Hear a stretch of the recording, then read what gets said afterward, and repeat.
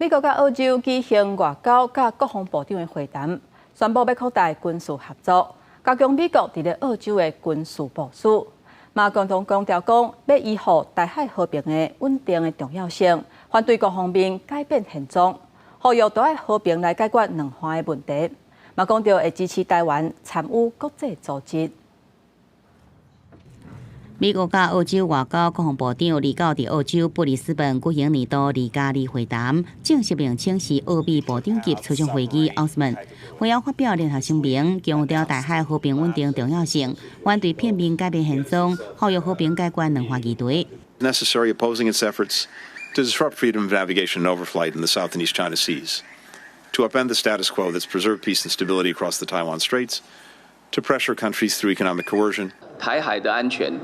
这个安全不只是这个台湾的利益，也是世界民主国家共同的利益。自由民主，那么才是国际的共同语言。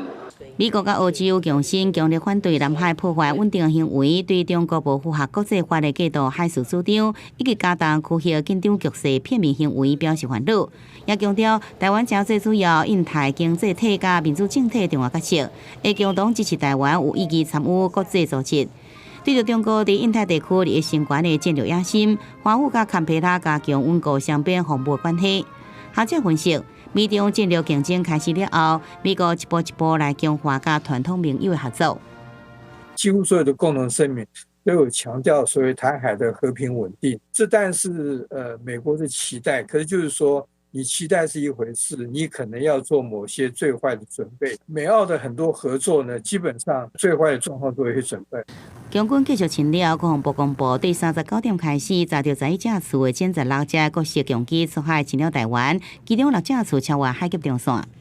自今天上午9时许起，国防部陆续侦获中共歼11、歼16及空警500等各型机计11架次出海活动。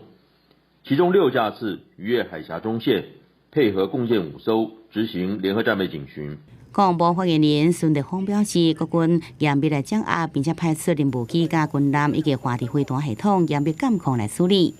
记者宋夏报道。